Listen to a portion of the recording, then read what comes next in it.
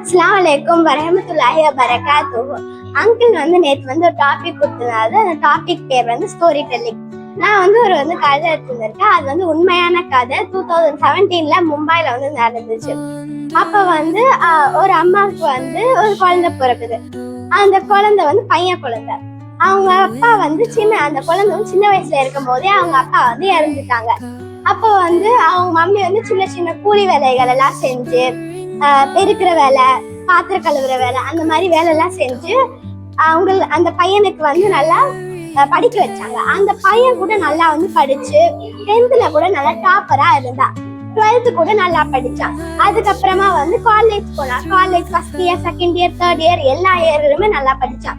அதுக்கப்புறமா அவனுக்கு ஜாப் கிடைக்கிறது. அந்த ஜாப்ல அவனுக்கு நல்ல அமௌண்ட் எல்லாம் கிடைச்சு அவன் நல்லா பெருசா வீடு கட்டான் அவங்க மம்மிக்காக. அதுக்கப்புறமா அந்த அவனுக்கு கல்யாணம் ஆகுது. கல்யாணம் ஆன பிறகு அவன் பூரா இருந்தவன் ரிச்சா மாறிட்டான். அப்போ கல்யாணம் ஆன பிறகு அவனுக்கு ஃபாரின்ல வேலை கிடைச்சிருக்கு. அவங்க மம்மி சொல்றாங்க, என்னையும் நீ கூட்டிட்டு போயப்பா அப்படின்னு சொல்றாங்க. அவன் சொல்றான், நீ இவ்வளவு பெரிய வீடுதான் கட்டிருக்கேல, இங்கேயே இருங்க அப்படின்னு சொல்றான். அதுக்கப்புறமா அவங்க மம்மி சொல்றாங்க, என்ன முதியோர்லயாச்சும் சேர்த்து விடுப்பா அப்படின்னு சொல்றாங்க.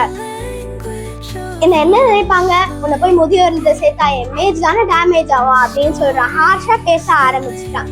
அதுக்கப்புறமா எனக்கு அட்லீஸ்ட் ஒரு கால் ஆச்சு பண்ணிப்பா அப்படின்னு சொல்றாங்க. அவன் சரி சரி அப்படின்னு சொல்லிட்டு கிளம்பிட்டான். அவன் அங்க போய் நல்லா பிசினஸ் மேனா ஆயிட்டான்.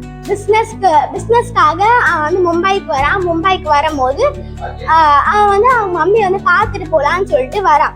வரும்போது கதவை தட்டா, திறக்கவே இல்லை. அக்க பக்கத்துல இருக்கலாம் வந்துட்டு கேக்குறாங்க, நீ யாருப்பா அப்படின்னு சொல்லிட்டு. அவன் சொல்றான், நான் எங்க மம்மியை பாக்குறதுக்காக நான் வந்தேன் அப்படின்னு சொல்றான். அவங்க சொல்றாங்க, உங்க மம்மியை நான் பார்த்ததே இல்லையே அப்படின்னு சொல்றாங்க. அதுக்கப்புறமா அவங்க என்ன பண்ணலாம் அப்படின்னு சொல்லி கேக்குறாங்க. கதவை உடைச்சு பாத்துடலாம் அப்படின்னு சொல்றாங்க. கதவை உடைக்கும் போது அவங்க மம்மி பையன் கால் பண்ணுவான்னு சொல்லிட்டு அப்படியே இறந்து போய் கிடக்குறாங்க. எலும்பு கூடுமா இருக்காங்க. அவங்க போன 2 நாள்லயே அவங்க இறந்துட்டாங்களா. சோ அதனால இந்த உலகம் நன்றி கெட்ட உலகமா இருக்கு.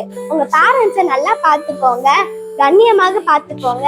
சீ என்ற வார்த்தை கூட யூஸ் பண்ணாதீங்க, உங்களுக்கு சொர்க்க வாசல் திறக்காது அப்படின்னு சொல்லி நம்ம குரான்ல மென்ஷன் பண்ணிருக்கு. அதுக்கப்புறமா நைட் தூங்கும் போது உங்க மம்மி டாடி கிட்ட இப்போ அந்த ஐ லவ் யூ வேற யார்கிட்டயும் எல்லாம் சொல்லிட்டு இருக்காங்க. ஆனா அவங்க பேரண்ட்ஸ் கிட்ட, அவங்க சிஸ்டர் கிட்ட, அவங்க பிரதர் கிட்ட அந்த மாதிரி சொல்லி பழகுங்க. சோ அதனால உங்க பேரண்ட்ஸ் நல்லா பாத்துக்கோங்க. ஜஸாக்கல்லாஹு ஹைரன் கஸீரா.